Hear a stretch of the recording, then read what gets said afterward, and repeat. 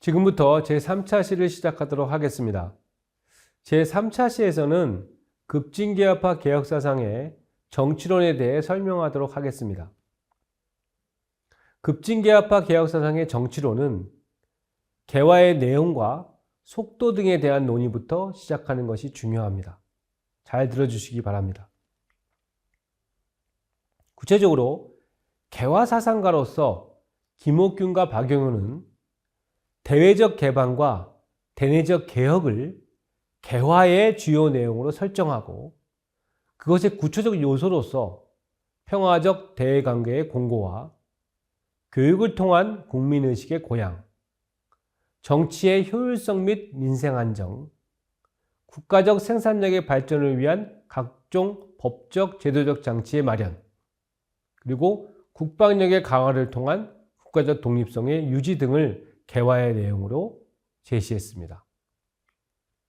이것은 김옥균이 오직 밖으로는 널리 구미의 각국과 신의로서 친교하고 안으로는 정치를 개혁하여 우매한 인민을 교육하되 문명의 도로서 하며 상업을 발전시켜 재정을 정비하고 양병하여 국가를 보위하는 것은 어려운 일이 아니다라고 한 것과 박영후가 세계에 대한 인식의 확대, 법질서의 정비, 경제의 활성화, 양생의 제도 마련, 국방력의 강화, 국민에 대한 교육, 정치 개혁, 그리고 국민의 자유권 행사 보호 등을 개혁 개방의 방향으로 제시한 것에 잘 나타나 있습니다. 다음으로 이러한 내용을 가진 개화의 속도에 있어서는 6.1쯤 등 당시 온건개화파가 급진개화파의 노선을 철저히 반대하는 입장에서 점진적 개혁 개방의 당위성을 주장한 것과는 달리 김옥균과 박영훈은 급속한 개혁 개방의 필요성을 적극 주장했습니다. 구체적으로 속담에 때는 지금이요, 지금이 아니면 다시 때가 없다고 하였다. 만일 해야 할 일을 하루 지체하면 하루만큼의 해로움이 생기고 하루 빨리 하면 그만큼의 이익을 얻게 되는 것이니 어찌 시일을 지체하여 이익을 버리고 해를 취하겠는가? 이것은 무지가 심한 것이다 라고 한 박영후의 말에서도 알 수 있듯이 김옥균과 박영후로 대표되는 소위 급진개혁파는 6.1준 등 온건개혁파의 인식과는 다르게 급속한 개화만이 위기 극복과 국가 발전을 위한 가장 현실적인 대안적 방향이라는 점을 분명히 하였던 것이었습니다. 이와 관련하여 또 한 가지 지적할 수 있는 것은 당시 온건개혁파의 대표 사상가였던 6.1준이 개화의 상대성, 즉 개화 과정의 국가마다의 독자성 및 차이를 강조하면서 한국의 경우에는 유학적 오륜질서의 유지를 의미하는 행실의 개화를 개화의 주요한 내용 중 하나로 제시하고 또 변해야 할 것과 변하지 않을 것이 있다고 하여 인간 및 세계에 대한 확대된 인식을 바탕으로 한 법적 제도적 변화의 필요성을 한편으로 강조하면서도 제왕권적 권위 질서 자체를 불변적인 것으로 파악한 것에 비해서 김옥균과 박영훈은 개화의 상대성이나 군주권의 영속성을 주장하는 논리를 전혀 언급하지 않았다는 점입니다. 오히려 김옥균과 박영훈은 공통적으로 조선의 후진성을 적극 인정하는 입장에서 이미 발전을 이룩한 서구 및 일본의 경우를 들어서 보다 철저하고 근본적인 개혁 개방의 당위성을 역설했던 것이며 이러한 인식을 가진 그들로서는 제왕권 유지 강화론이 국가 발전의 기본 토대가 될 수 없는 것이었습니다. 이 점은 김옥균과 박영후가 위기 극복과 발전의 책임자로서 현실 군주의 안일한 태도와 무능력을 구체적으로 지적한 것에서 잘 나타나 있습니다. 이와 같이 김옥균과 박영효는 문호개방기 조선이 처한 대내외적 위기의 원인을 대내적으로는 피지배 계층에 대한 수탈과 착취에만 몰두하고 대외적으로는 국가적 위기에 적절히 대처하지 못하고 있는 현실 군주 및 집권 세력의 무능력과 부패, 그리고 양반 관료 사회의 구조적 모순에 있음을 정확히 인식하고 이를 극복하여 다수 민중의 생존권과 국가적 독립 위주를 확보하기 위한 개혁 개방의 방향성을 제시했던 것입니다.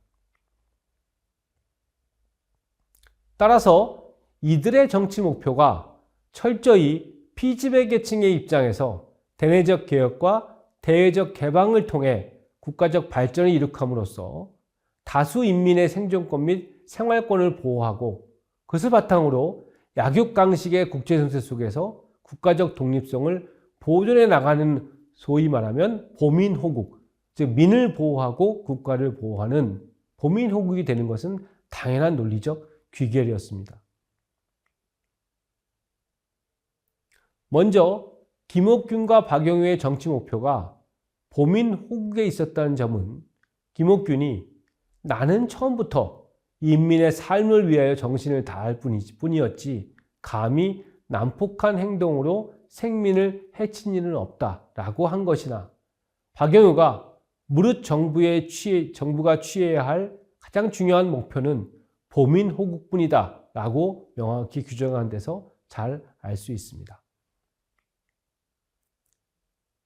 여기서 중요한 것은 이들이 목표로 하는 피지배 계층의 생존권 보호, 즉 보민이 6.1중과 같은 온건보수파의 입장과 같이 제왕권의 절대성 인정을 전제로 한 것이 아니었다는 점입니다. 오히려 이들은 국가의 주인이 곧 인민이며 군주란 단지 통치를 담당하는 직업을 가진 인간에 불과하다는 인식을 가지고 있었습니다. 따라서 군주가 인민을 보호하는 자신의 직책을 다하지 못할 경우에 인민이 그 군주를 배반하는 것도 당연하다는 입장을 취했습니다. 이 점은 박영효가 강태공의 말을 빌려서 국가는 제왕의 국가가 아니라 인민의 국가이고 제왕은 국가를 다스리는 직일 뿐이다. 따라서 인민과 국가의 이익을 함께하는 자는 국가를 얻게 되고 국가의 이익을 자기 마음대로 처리하는 자는 곧 국가를 잃게 되는 것이다 라고 하고 또 무릇 군주가 인민의 부모로서 대중들의 괴로움과 고통을 생각하지 않는다면 그들은 장차 어디를 향하여 호소하겠는가? 반드시 장래에 그 군주를 배반하고 자신들을 보호해 주는 곳으로 향하게 될 것이다 라고 함으로써 제왕권의 절대성과 영속성을 전면적으로 부정한 것은 이 두 사람, 즉 김옥균과 박영효로 대표되는 급진개합파 정치사상의 정치적 입장을 잘 보여주는 것이라고 하겠습니다. 이렇듯 소위 급진개합파 개혁사상가들은 정부 교체의 당위성은 물론 앞에서 언급한 바와 같이 인민의 이익에 반할 경우 제왕권 자체의 변동까지도 당연한 것으로 간주하는 보다 혁신적인 민중지향적 입장을 취했습니다. 김옥균과 박영효의 이와 같은 민중지향적 태도는 물론 당시 개화사상가들을 중심으로 폭넓게 전파되었던 서구 근대 시민사상을 수용한 것에도 기인하는 것이라고 보입니다. 그러나 동시에 그것은 동아시아의 반유학적 전통사상인 묵학사상과 이에 영향을 받은 한국의 반주자학적 개혁사상의 흐름과도 일맥상통하고 있다는 것에 유의할 필요가 있습니다. 구체적으로 그들의 군주권의 존재 근거 또는 군주권의 영속성 부정에 대한 논의는 앞선 제6주차 강의에서도 언급했지만 멀리는 중국 고대 묵학사상의 정치론, 가깝게는 김시습, 박세당, 홍대영, 정약용 등 근세 한국의 반주자학적 개혁 사상의 정치론과 일맥상통하고 있다고 할 수 있습니다.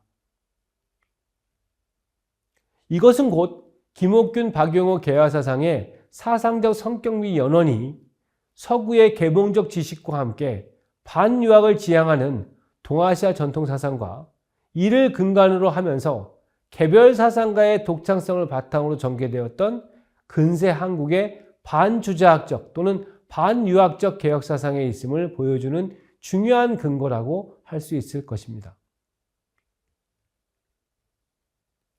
이상과 같이 제왕권의 유지를 전제로 하는 보국 안민을 정치 목표로 설정한 온건개혁파와는 달리 김옥균과 박용호로 대표되는 급진개혁파 정치사상가들은 제왕권의 변동까지도 인정하는 범위 내에서 철저한 피지배 민중심의 보민과 이를 바탕으로 한 호국을 정치 목표로 상정했습니다.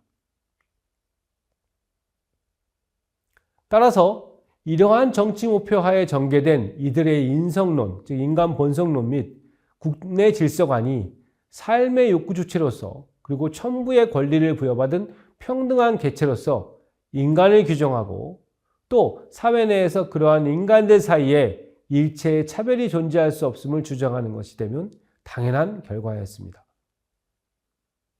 그리고 그것은 궁극적으로 동아시아 사회를 지배해온 전통적인 유학적 차별관을 부정하는 근대적인 질서관을 지향하는 것이었다는 점을 강조하고자 합니다. 이상으로 제3차 시를 마치도록 하겠습니다. 제4차 시에서는 급진개혁파 정치사상의 이론적 토대로서 인성론과 질서관에 대해서 살펴보도록 하겠습니다. 감사합니다.